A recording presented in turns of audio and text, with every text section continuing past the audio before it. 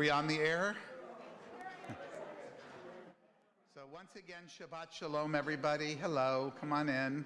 It has been 3 years since we could gather to observe this important occasion together. 3 years. 3 years since we had our first Passover, since we had our last Passover, and we had a lovely Seder. And as far as I know, no one got COVID at our Seder. Although some of you may have heard that Anne-Marie has been taken by the, she's fine. She's under the weather, but she has it. So that's, the masks are still voluntary, and she's making a full recovery. So we'll extend our well wishes to her as well. Our readers tonight are Kate Ben-Ami, Bobby Slade, Jean Klarich, Dorit Ben-Gal, and Bev Shapiro. We will also have a special candlelighting and a reading from Jessica Gardone and Berta Gardone, our yahrzeit candle waiting there to be kindled later on. And we will begin on the first slide, Arthur, followed by candlelighting with Fran Shore and Barb Logan. She volunteered you, sorry. It's a kind of normal married couple thing, right? And then momentarily, when we get to the end of our service proper, we will have an opportunity to hear the moving story of Emily Duthin's mother. As the sun descends and the shadows lengthen, the distractions of the day give way to the stillness of night. It is time now for us to see, not with our eyes, but with our hearts and minds. As the day gives way to evening, it is time for us to welcome Shabbat.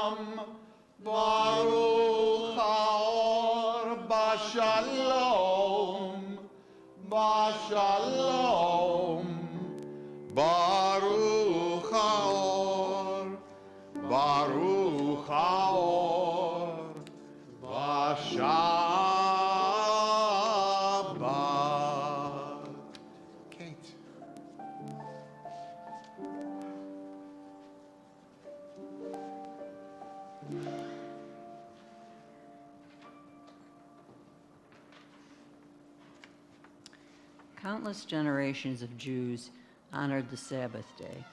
In dark times, it was a refuge for them, and in times of prosperity, it gave them rest and joy. As a community, we celebrate the opportunity to gather in that spirit, even as we imagine Shabbat now. May we too find rest from the day's work and refuge from our cares. May we too feel the warmth of love and companionship. May we too feel our joys heightened and our sorrows softened by the love we give and receive. May we be blessed with Shabbat joy. May we be blessed with Shabbat peace. May we be blessed with Shabbat light.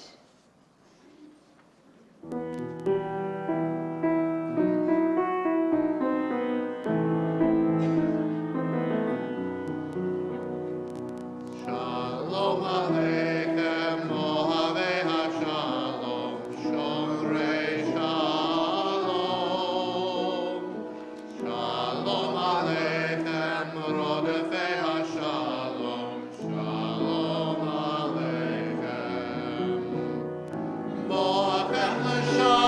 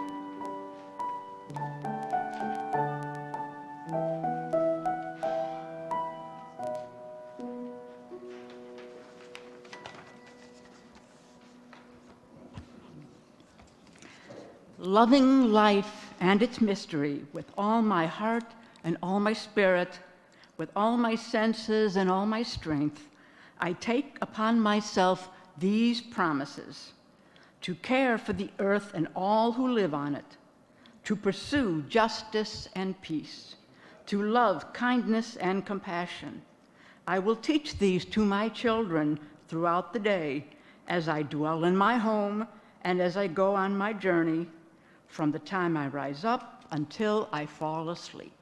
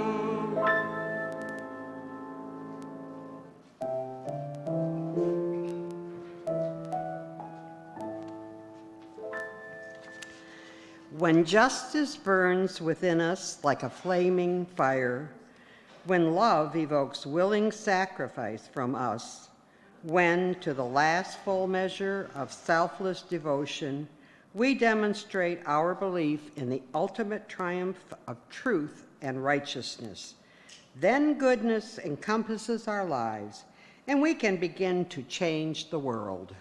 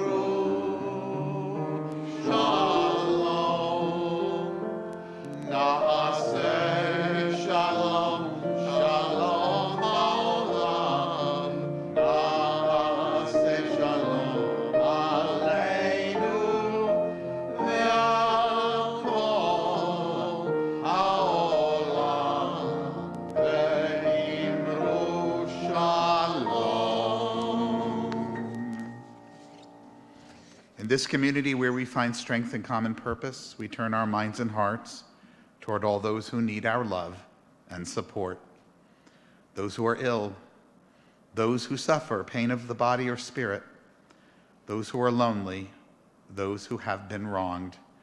Tonight, our well wishes are again extended to these members of our community and to their loved ones, to Joe Gaydon, to Rabbi Peter Schweitzer.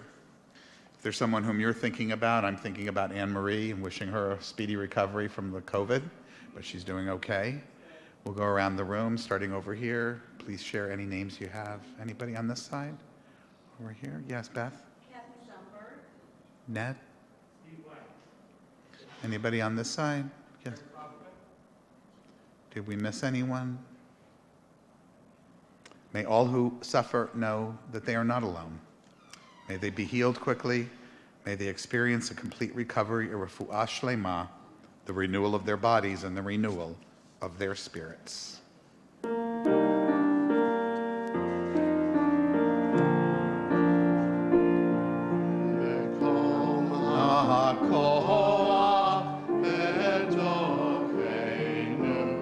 Korot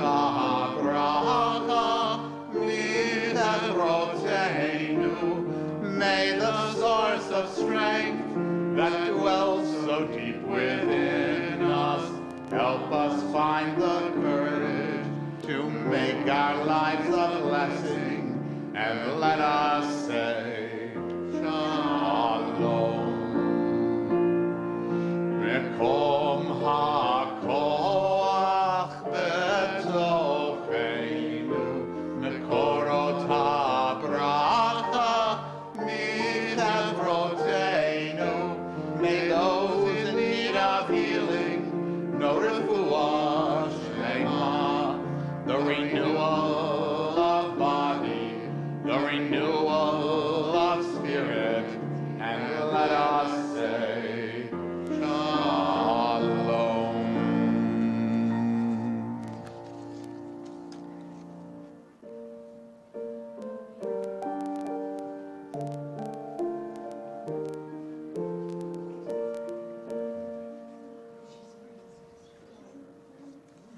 We pause on this Shabbat to remember the time of horror, to mourn our dead, and to reflect on the innocence and courage of the martyrs. Together, and we pause to reassert our commitment to a world where all people will live together in peace and justice, with kindness and compassion and charity, and with mercy and love.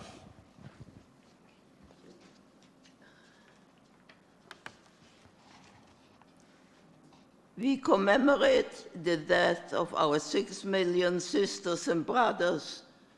We honor and remember all of the murdered, Jews and others, victims, martyrs, heroes. We honor those who died because they were Jews. We honor those who died because they are Jews. We honor those who died because they resisted. We honor those who died for their convictions. We honor those who died simply because the death machine decreed that they must perish. In beloved memory of those whom the evil one sent to their deaths by starvation, by torture, by bullet, and by gas, we light the memorial candle to bear witness and testimony to all that they were and all that was lost. Yes. Thank you.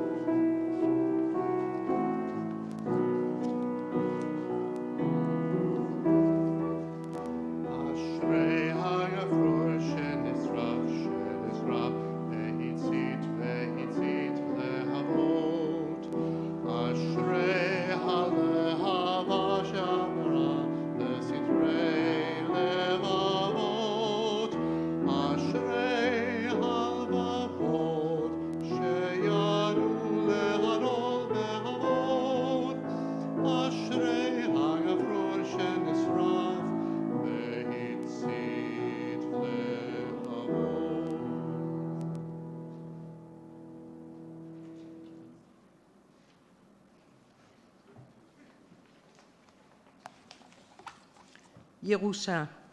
האיל בא אחרון, ולא ידע אברהם, כי הוא משיב לשאלת הילד. ראשית עונו בעת יומו ערב. נשא ראשו הסב, בראותו כי לא חלם חלום, והמלאך ניצב.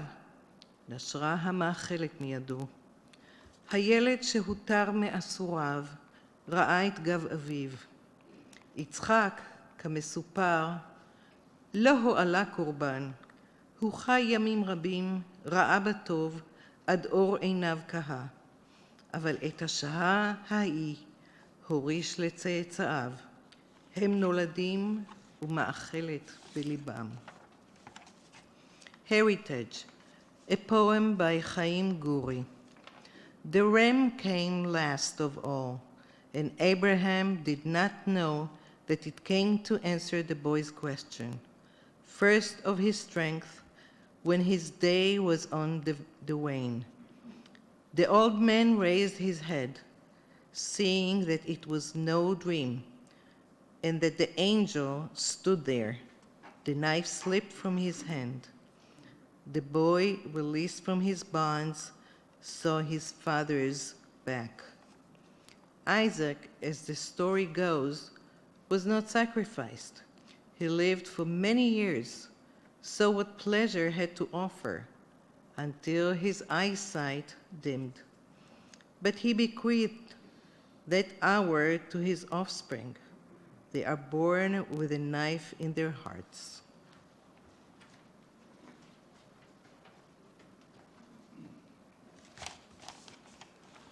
I shall betray, but tomorrow, not today. Pull out my fingernails today. I won't betray. You don't know the limits of my courage. I do. You are 5 hands with the rings. On your feet are shoes with spikes. I will betray tomorrow, not today. I need the night to make up my mind. I need at least one night to renounce my friends, to give up bread and wine, to betray life, to die. I'll betray tomorrow, not today. The file is under the stone floor. The file is not for the cell door. The file is not for my executioner. The file is to slit my wrist. Today I have nothing more to say. Tomorrow I'll betray.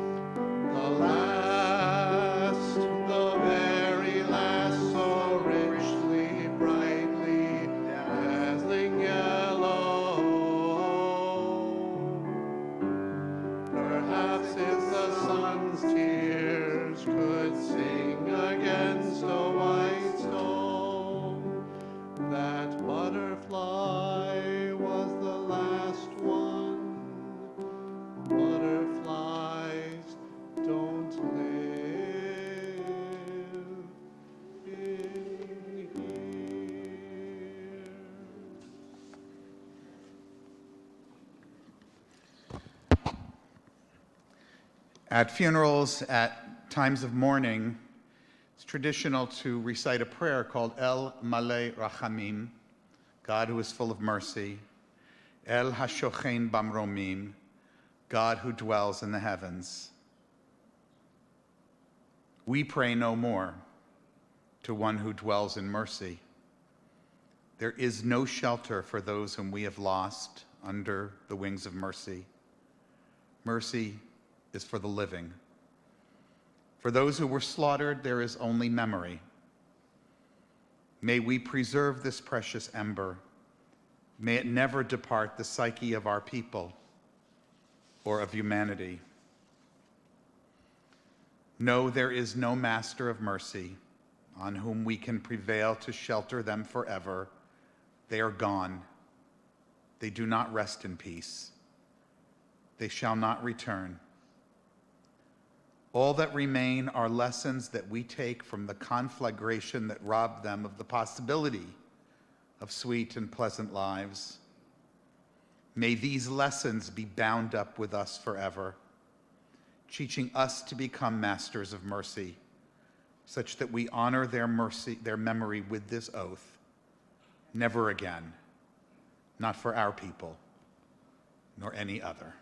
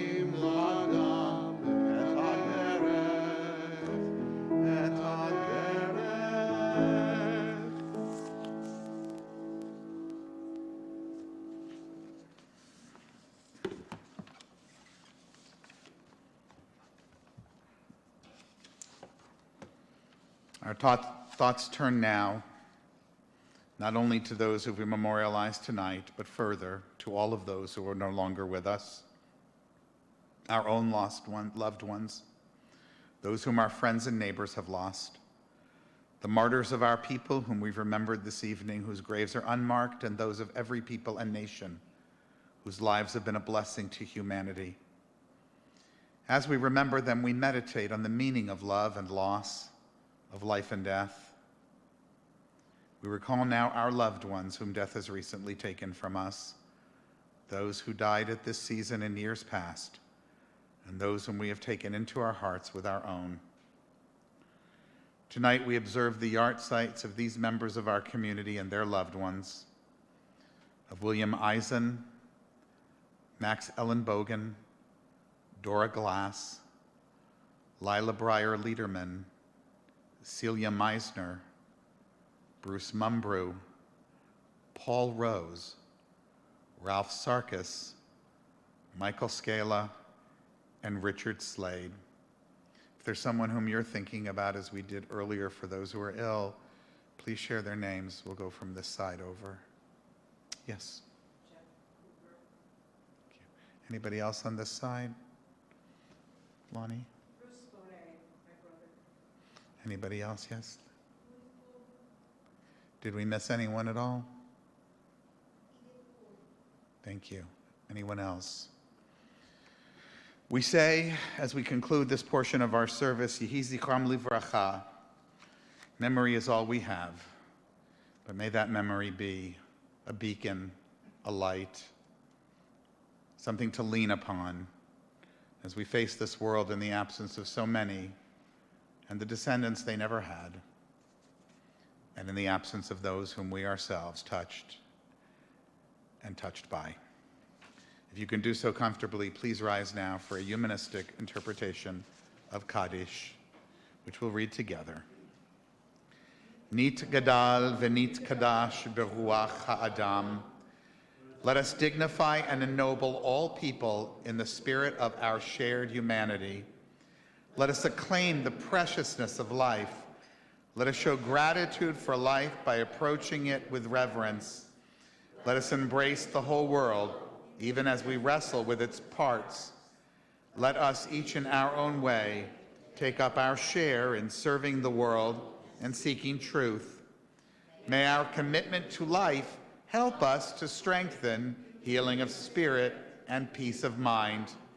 May justice and peace permeate and comfort the house of Israel and all those who dwell on earth.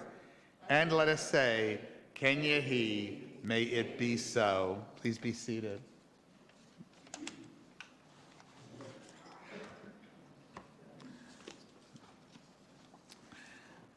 This is the first time we've been together for this occasion in 3 years. It's normally a date for which I need to book someone if we're going to hear a story at least a year in advance. And it was almost a year ago that Emily and I spoke about her coming here. And I think it was related to the interview I did with you in your professional field on Zoom online. At the time, we had talked about her bringing her mom. Sadly, her mom died last September at the age of 93.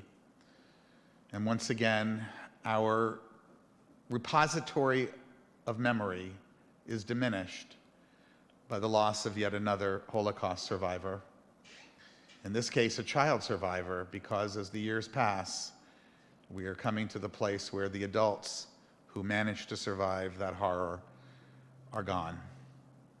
So we are now dependent upon their children and their grandchildren, and we ourselves who have to take up the mantle. At a time of rising anti-Semitism, something that when I arrived here I thought was a thing of the past, as did many of us in the Jewish community,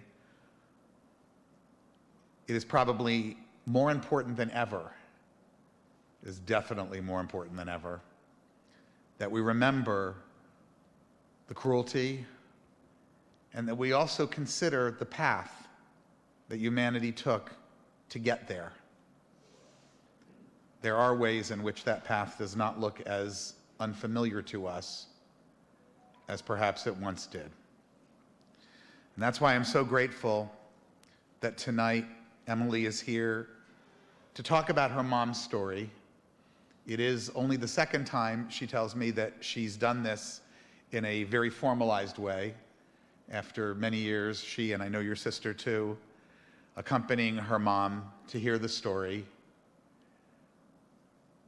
at schools, at synagogues, at the Holocaust Memorial Center. Emily is also, I should mention, well-known and beloved in the social justice community. She and I were part of the little group that planned that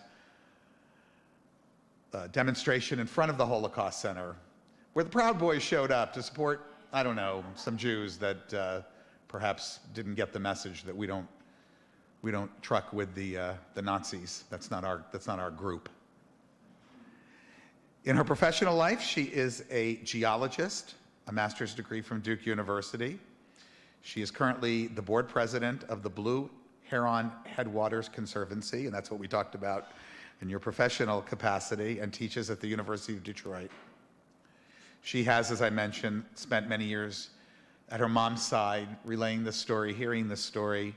She's also spent many years active in a group that some of you may be familiar with, the Child Survivors Group. Renee Lichtman is also very active in that, as are my ex-wife and her siblings, second-generation Holocaust survivors. She spends her time now, her free time, speaking and writing about her mom's experience during the Shoah. I should mention her mom wrote a few books, and she brought a few of them with her, and they will be available after the service. They're in the lobby. This is the one that she's donated very kindly to the library, Finding Edith, Surviving the Holocaust in Plain Sight. Please join me in welcoming our guest speaker tonight, Emily DuThinh.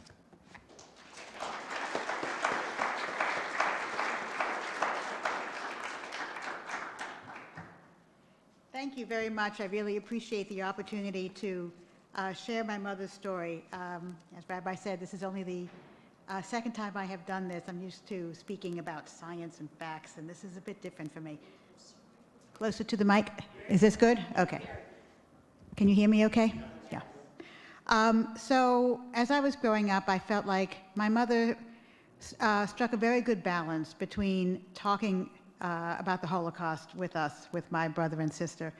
I know some Holocaust survivors have a tendency to either never talk about it to their children or they can't stop talking about it. I feel she struck a good balance. It was always part of our growing up when she was, when things came to mind for her.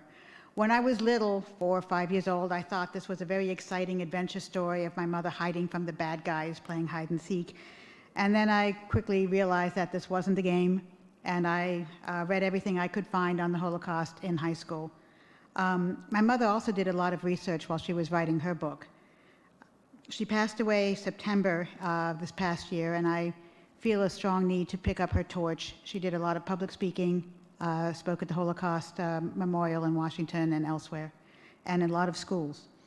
And the big message that I want to convey, which is really the same, the reason we organized the rally in front of the Holocaust Museum, is that genocide doesn't start with gas chambers, it starts with words.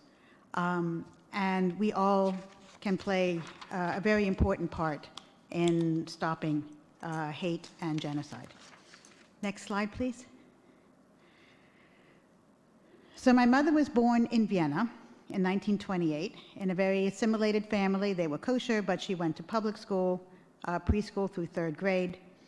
As you probably know, Vienna is a capital of Austria, located between Germany and Italy. The Depression hit hard worldwide, and it hurt her family hard as well. So her father had a very hard time earning a living in Vienna. That's a picture of her father in the middle there, with the Danube Canal in the background. Picture of her father, my grandfather, with my mother. Can you hear me when I'm looking at the slides? Okay. With my mother and her brother, holding my mother, at the Prater, a park in Vienna. A picture of my mother's brother, Kurt, on the lower left side. That's on his bar mitzvah day. That was his bar mitzvah suit.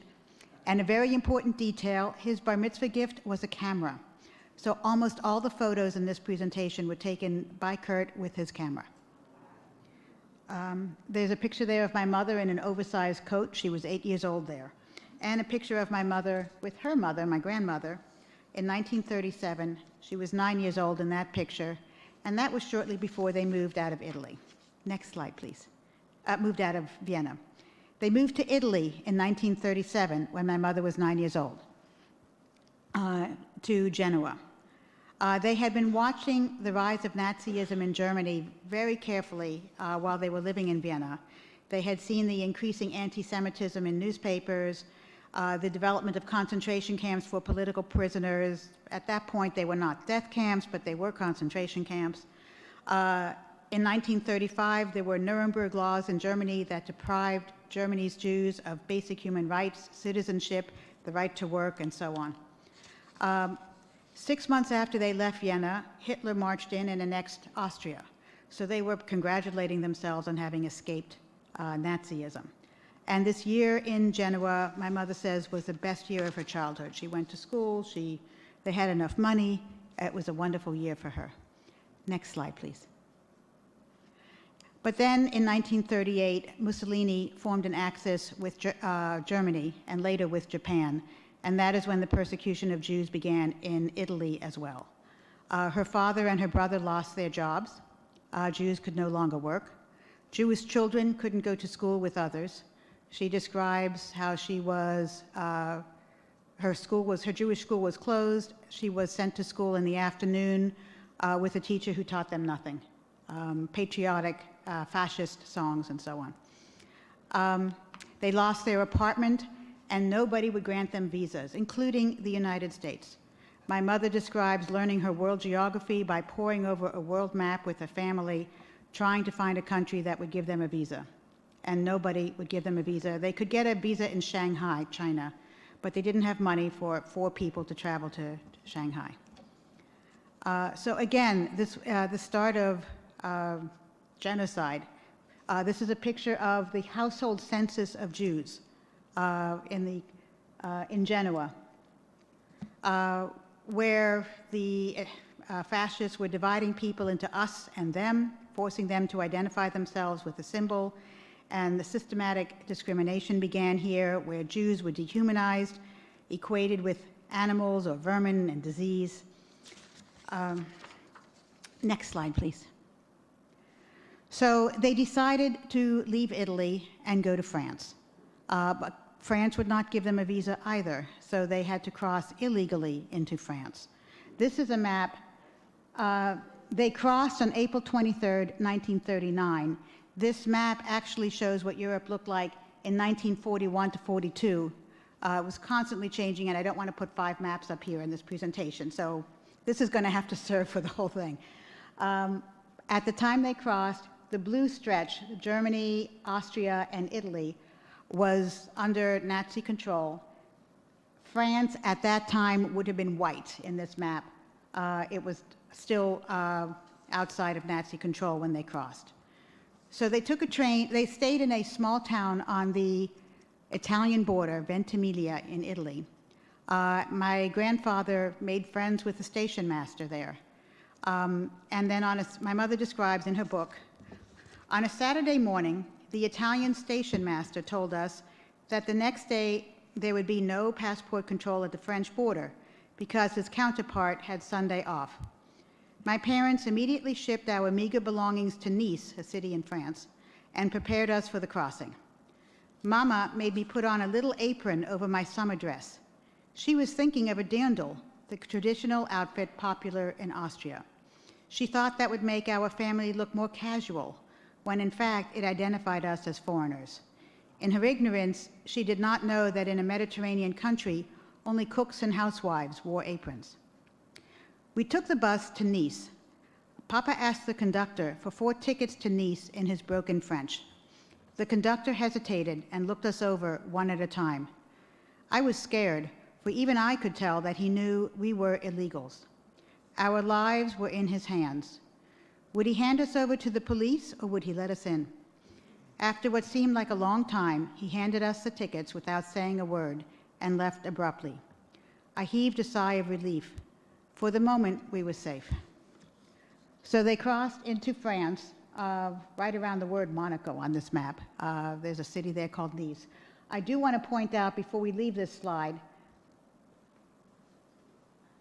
this little hook where Switzerland has a little finger sticking into France. There's a little hook there where Switzerland sticks a little finger into France. We're going to talk more about that spot later. Next slide, please. In Nice, they were helped by the Joint Distribution Committee. They had German passports because Austria was now part of Germany. So their citizenship went from Austrian to German.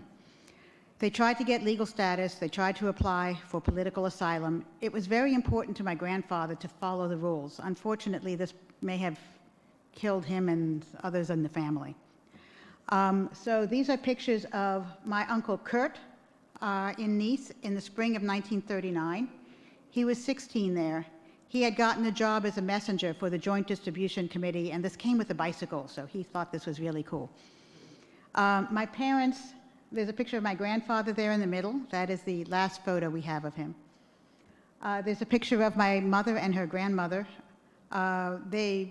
My grandparents were taking in laundry for wealthier refugees in Nice, doing the laundry and sewing for them. So they were able to earn a little bit of money that way. My mother took French lessons and attended school, and she actually went in 1 year. She learned French without an accent, which later saved her life. And she went from the bottom of the class, since she didn't know French, to the top of the class within the year. But the teacher did not tell her that she needed to take the entrance exam for high school. And this really hurt her the following year. She didn't know. In those pictures, my mother's 11 years old. So when Germany invaded France, my grandfather was arrested as a, quote, enemy alien because he had a German passport. So he was arrested with what turned out to be many other Austrian Jews and sent to a French concentration camp. Now, these were not death camps again, but these were camps for mainly Jewish refugees who had been fleeing Germany and then found themselves with the wrong citizenship.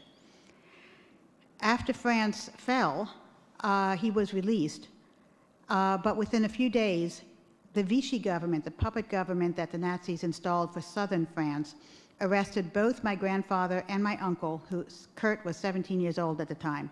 So this time, he was also arrested. And this was the last time my mother saw her father. They were sent to a camp called Gurs in southern France. Next slide, please. So they were able to write postcards from Gurs, from this camp. And in one postcard, Kurt wrote to his mother and said, Mordechai is coming to visit you. Mordechai was his Hebrew name. So they weren't quite sure what to make of this, but Kurt was able to escape the camp, hiding in a garbage truck, and got to his mother's house. They feared that the police would come looking for him at home. So they arranged for Kurt to join an organization called Prestataire. It was an organization of foreigners who were stranded in France during World War II, who volunteered to do heavy labor for the French government. So the first picture on the left is Kurt at age 18 in Nice, shortly after escaping from the camp at Gurs. The middle picture, the big picture, is his Prestataire unit taken in 1941. And you can see the work that they were doing in the quarry there. That's Kurt. I'm not quite sure why they were breaking up rock in a quarry. It seems like pointless work to me, but I don't know. The top photo there on the top right is the very last photo we have of Kurt before he was deported to Auschwitz at age 19. That was taken in August 1942.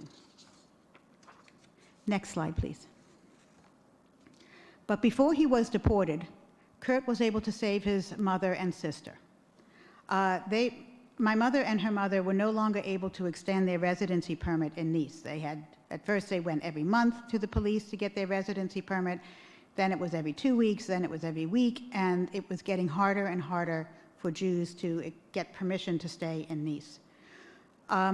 Kurt's unit of the Prestataire was in southern France, and he was able to arrange for a residency permit for his mother and sister in a very small farming village near Carcassonne in France, in southern France. So this is a picture of Montlot, it was called. The town is called Montlot, a very tiny little village. And this is a picture of my mother first when she first arrived at Montlot, and then about a year later. She was a farmhand doing heavy physical work in the vineyards and in the fields. My grandmother worked as a cook for the lord of the manor, the owner of the village, essentially. And you don't bite the hand that feeds you. You may not feed that hand very well, but you keep it. So my grandmother had some degree of protection. That did not extend to my mother, unfortunately. Next slide, please. So the underground, the Jewish underground, was able to get in touch with my mother and her mother and offer them an opportunity for my mother to go into hiding. Now, my mother had a few advantages. They were focused on saving children. She spoke French without an accent. Even though this was her third language, no accent. Incidentally, she spoke English, her fourth language, without an accent as well. And she had a smattering of Hebrew and Yiddish and Spanish with, I don't know about Hebrew and Yiddish, how much accent she had. She did have an accent in Spanish, I think. But she was quite a linguist. So she was approached by the Sixième, the Jewish Scouts of France. This was a Jewish underground that was focused on saving Jewish children. And on the table out there, I've got a picture of my mother with Anderson Cooper. She did a special with him a few years ago, describing how she got, how the French underground obtained false identity papers for the children that they were hiding. Obviously, we don't know who exactly created the false papers for my mother. They didn't exactly sign them. So this is a picture of her birth certificate, her false birth certificate, Her name was changed from Edith Mayer to Elise Mayer. Actually, it went from Edith Mayer, to Edith Sarah Mayer, with a Jew, because the Nazis required that all Jewish women add the middle name of Sarah. And then the underground changed it, her false identity was changed to Elise Mayer. Now they made your name, your fake name, sound similar to your birth name, in case somebody marched into the classroom or whatever and said, Edith Mayer, and you jumped. Then you could say, oh no, I'm sorry, I thought you were saying Elise Mayer. Excuse me, that's not me. So it was a simple device to provide some protection if you jumped at the wrong name. They were very focused on getting ration coupons, fake ID card. So she had all this fake documentation. She was hidden in 7 different locations, primarily boarding schools. They're listed there: a convent school in Castelnaudary, an orphanage, and then a hospital, the Collège Moderne des Jeunes Filles, a camp that we'll talk about, and several other boarding schools. And she describes where the counselor was taking her to the very first hiding place. Her story, her fake story, was that her mother lived in Nice, her father was a POW, she had no siblings, and that her parents were non-practicing Catholics, which is very common in France. She writes, on the train, I noticed my thumbprint was missing from my new ID card. My guide quickly took out his fountain pen to create an ink blot, and I pressed my thumb on the false document. My new identity card was now officially complete.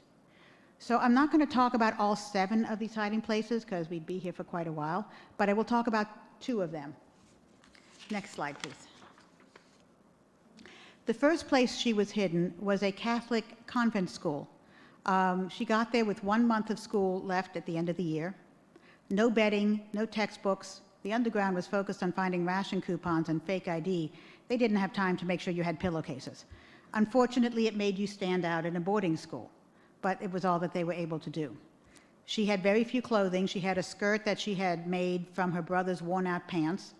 She had 2 blouses, 1 sweater, a threadbare coat that she actually turned inside out and re-sewed, and that was it. So this is a school picture taken at the end of the school year. My mother is sitting all the way at the far side there. During this after-school let-out, the nuns asked my mother if she would be willing to stay and work in the summer camp that they ran for young children. Of course, she said yes. So she spent the summer working in the kitchen and taking care of children in their camp. And then when school started again in September, one of these girls came back and said, I showed this class picture to a friend of mine who lives in a little village in Mont-Law. You're not Elise Mayer. Your name is Edith Mayer. Her cover was blown purely by accident, purely with this photo by accident. So she was out of there the next day. They didn't have any place to take her on such short notice, so the underground took her to an orphanage for Jewish children that was being dispersed because it was far too dangerous to be keeping Jewish children in one place. The next day after she arrived, my mother came down with diphtheria. This was a disaster, not only for my mother, but also for the underground and all of these children, because they then had to be quarantined. They couldn't be dispersed as planned. They needed an additional quarantine period. My mother was sent to the hospital. She spent a month in the hospital with diphtheria. After she got better, before she left the hospital, her roommate had scarlet fever. So my mother caught scarlet fever for another month in the hospital. And in those days, they didn't have the good medicines for these things like we do today. So she finally was able to get out of the hospital, and they took her to yet another hiding place, another boarding school. Thank you. Next slide, please. Then it was Christmas vacation. French schools closed for 2 weeks during Christmas vacation. The Jewish kids in hiding couldn't go home. Everybody else went home, but the Jewish kids couldn't go home. So the underground found some army barracks, old French army barracks on a mountaintop in southern France. They rented these army barracks in the middle of nowhere.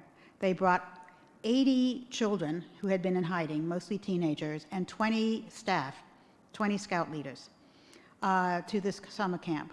They found enough food to feed everybody for 2 weeks. My mother arrived at this camp cold, tired, hungry, demoralized, ready to give up. She was ready to quit. And they said, when she arrived, "Do you know how to dance a hora?" She didn't. "Well, let's dance the hora." And they taught all the kids how to dance a hora. Well, that'll warm you up, even on a cold, windy mountaintop in the snow.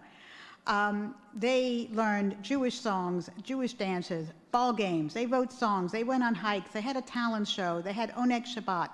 They were able to be Jewish in this camp because they posted guards to make sure that nobody was seeing or hearing them or climbing up the mountain. But they were able to inoculate these kids with a heavy dose of Judaism in 2 weeks, show them, the wonderful things about Judaism and get their spirits back up. And my mother writes, "They succeeded in boosting our morale while at the same time giving us a heavy dose of Judaism. They inspired us to keep going while continuing to hope for a better future." She had actually written a letter to her mother while she was in the hospital saying that she was ready to give up. And the scout leader at the end of this camp asked her pulled out the letter and said, "Do you still want me to send it?" She tore it up and wrote a different letter. So next slide, please. I promise that Rabbi and I did not coordinate on this talk. This is a picture of Marianne Cohn. You read a poem that she wrote during the service just a few minutes ago. She guided my mother across the border into Switzerland, illegally again. So I want to tell you the story of my mother's crossing into Switzerland. The map on the corner there is a Google Earth map, the best I could do, showing that little finger that I told you of Switzerland that sticks down into France. So north of that red line is Switzerland. South of that red line was Vichy, France, under the puppet government. The train went to the train station at Viry, which is on the lower red circle down there. There were 30 kids in the group, a 5-year-old, 30 kids, and a couple of adult leaders. They got off the train, and then the train kept on going while half of them were still on the train. The Nazis got the trains running on time. Whether you were on the train or off the train ran on time. So 15 kids or so went to the next, including my mother, went to the next stop, which is a second circle on the top, a larger city called Saint-Julien. That was a train station on the Swiss border, and because it was more heavily guarded, because it was the train station closest to the Swiss border, there were a lot of guards there. And so the Underground had decided not to be using that train station, except that that's where my mother ended up. So she describes walking back the 4 miles from Saint-Julien to Viry along the train tracks, hiding in the bushes when they heard Nazi guards on the road next door. And they were carrying a 5-year-old boy. When they got to Viry, the original stop, fortunately the rest of the group had been hiding in the bushes for them, waiting for them. And so they got together, and then they were all trekking across the fields north to get into Switzerland, led by Marianne Cohn, one of the scout leaders. They had a 5-year-old. Every time a branch brushed against the 5-year-old's face, he would cry. And the guide said, "If you don't get this kid quiet," because he was endangering the entire group of 30-some kids, "we're going to leave him behind." And so they were very careful to make sure that no branches touched this kid. There actually was a reunion in Paris of this group of survivors about 10 years ago. And my mother describes an elderly gentleman walking into this room of survivors, and he said, "I was a 5-year-old." So let me tell you a little bit about Marianne Cohn, since we've read her poetry. She was born in Germany in 1922, just a few years older than my mother. Her family fled to Spain following the Nazi seizure of power, and then they fled to France to escape the Spanish Civil War. Her family was imprisoned in the girls' internment camp, the same camp that my grandfather and uncle were imprisoned in. Maybe they met each other. I wouldn't be surprised, because they were German nationals, again. After they were able to get out of that camp, Marianne joined the Jewish resistance. At one point, she was caught by the Nazis, imprisoned, tortured. That's when she wrote that poem. They let her go. And she continued to lead groups of children across the border into Switzerland. This was not her first group going into Switzerland. My mother describes in her book, when she stayed on the French side of the barbed wire fence, I asked her, "You're not going back to that hell, are you?" She didn't say anything but nodded. Later, I learned that just 1 week after our crossing, she led a larger group of children to the border and was caught, tortured, and killed. She was barely 21 years old. Her resistance group had formed a plan to free her, but she refused to let them free her because she was afraid the Nazis would retaliate on the children that she had been leading. So I would like to honor Marianne Cohn, as we all already have. Next slide, please. So my mother survived the war in Switzerland, working in orphanages there. My grandmother was able to survive the entire war working as a cook in that little French farm village. My grandfather and uncle were killed in Auschwitz. They were both deported in 1942. After the war, my mother was able to go back to France. After a year of floundering, she had a scholarship, but it required her to complete 6 years of high school in 1 year, and she managed to do it. Eventually, she got a master's degree from the University of Toulouse. She emigrated to the United States in 1954, where she married and had 3 children. She had 3 careers, I like to say. She was a university professor. She taught French and German at the university. Then she became a certified financial planner. And then she finally retired and became an author and public speaker. I have been after her for years to write this book because I couldn't remember all these details, and I felt it was important to keep this story alive. Next slide, please. So I don't need to preach to the choir here. You folks all know this. Genocide starts with words, and silence is complicity. We can all do something in the playground, in the grocery store. The bus conductor, think of that bus conductor who did not report, who actually sold a ticket to this family, knowing that they were illegals crossing into France to request political asylum. We don't want to be a bystander in the face of injustice. It's very important to take a stand. I thank you very much.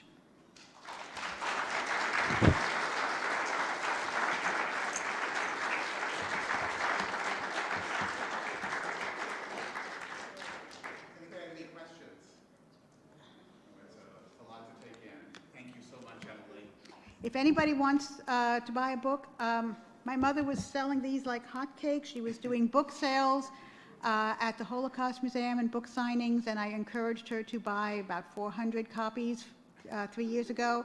And they were selling, and then COVID came, and nobody went to any book signings or public talks. So I have about 300 copies. And thank you. Thank you so much once again. No, I did not know that the poem that I had selected tonight, because I selected that poem 3 years ago for our aborted service that we never held, long before you and I met. Oh, well, we had met by then, but long before you and I talked. So I didn't really know who Marianne Cohen was, and to know that she essentially saved your mother's life, and we read her words tonight was, you know, if I believed in such things, but I don't. The books will be available afterwards, and I noticed there were a couple others there too. We invite everybody to the Oneg Shabbat this evening in the family room, and we will conclude with, as we go on our way.